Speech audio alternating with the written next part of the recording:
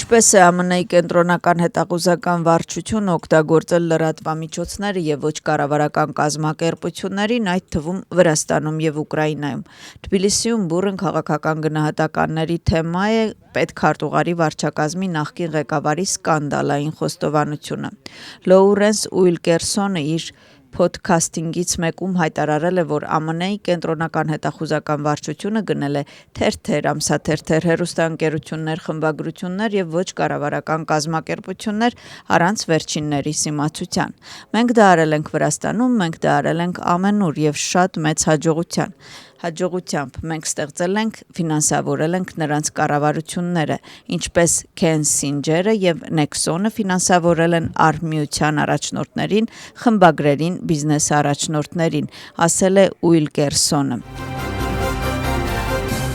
Միացյալ Նահանգների պետքարտուղարը խոսում է նաև Թրամփի վարչակազմի քաղաքականությունը փոխելու անհրաժեշտության մասին, ՀԿ-ների եւ տարբեր հիմնադրամների ֆինանսավորման վերաբերյալ։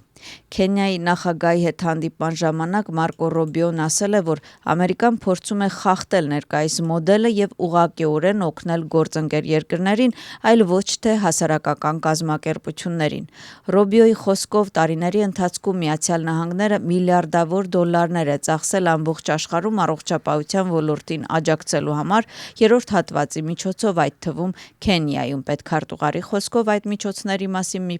փոքր մասն է հասել հիվանդներին, իսկ ավելի մեծ մասը ծախսվել է ՀԿ-ների արդյունաբերական համալիրի ֆինանսավորման վերաբերյալ կոնկրետ ծրագրերի վրա։ Բացում հարցազրույց է տվել Վախթանգ Գոմելաուրին, BBC-ի վավերագրական ֆիլմի վերաբերյալ էր հարցազրույցը։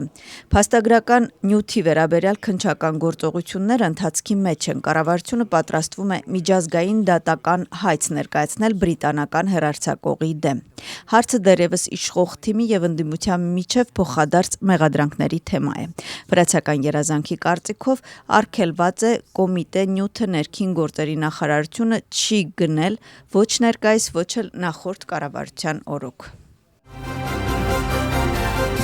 Գախարյան հանուն Վրաստանի կուսակցության ներկայացուցիչները բյուրոյի նիստում ներկայացրել են BBC-ի ֆիլմի վերաբերյալ քննչական հանձնաժողով ստեղծելու մասին օրինագիծը։ Նրանք նշում են, որ BBC-ի լրագրողական հետաքննությունը հաստատում է, որ անցյալ տարի հանրահավաքների ցրման ժամանակ խախտումներ են եղել եւ որ ցուցարարները առողջական խնդիրներ են ունեցել եւ որ այսօր հասարակության առկա բոլոր հարցերին պետք է պատասխան տրվի քննչական հանձնաժողովի ձևաչափով։ ԵԱՀԿ 32-րդ նախարարական հանդիպման շրջանակներում Վրաստանի արտգործնախարարը ավարտել է դեմարդեմ հանդիպումները։ Արտասահմանցի գործընկերների հետ նրա բանակցությունների ընթացքում հիմնական շեշտը դրվել է երկկողմ համագործակցության վրա։ Ալեկո Էլիսաշվիլիի գործողությունը եւ քաղաքային դատարանի շենքը այրելու փորձը դեռևս մնում է քաղաքական գնահատականների առանցքայինում։ Ըստ հետաքննության այս գործողությունը ահաբեկչական էր։ Խորհրդարանի նախագահի հայտարարության համաձայն միանշանակ պետք է դատապարտվեր քաղաքական սուբյեկտների կողմից, ըստ նրա հանուն ուժեղ Վրաստանի կոալիցիան ընդհանրապես պետք է հեռացվեր քաղաքական շարքերից։ Լելուն նման կարծիքի հետ համաձայն չէ։ Ձախակողմյան Դաշինք կուսակցությունն արձագանքում է BBC-ի ֆիլմին եւ այն անվանում սուտ։ Սեփական տեղեկությունների համաձայն Վրաստանի ուկրաինականացումը չի ստացվել եւ այժմ արտաքին ուժերը փորձում են Վրաստանը վերածել Իրաքի։ Կուսակցության անդամների խոսքով տեղական ընդդիմությունը միայն խամաճիկի դեր է խաղում։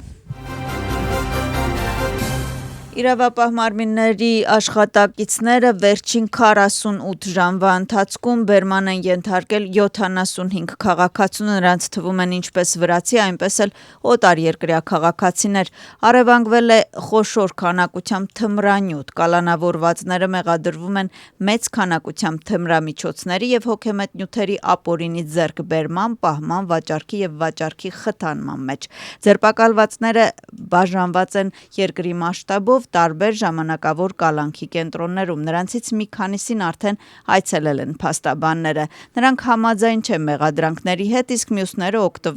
օգտվում են իրենց լռելու իրավունքից։ Վրաստանը առողջ քաղաքացիների համար վերանվանմամբ մասնամիացել է հողի համաշխարհային օրվա տոնականությանը։ Միջոցառում է կազմակերպել շրջակա միջավայրի տեղեկատվության և կրթության կենտրոնը։ Հողագործության զարգացման ոլորտում երիտասարդները ստացել են վկայագրեր։ Միջոցառման ժամանակ հայտարարվել է հողը քաղաքային քաղաքներում լուսանկարչական մրցույթի հաղթողները։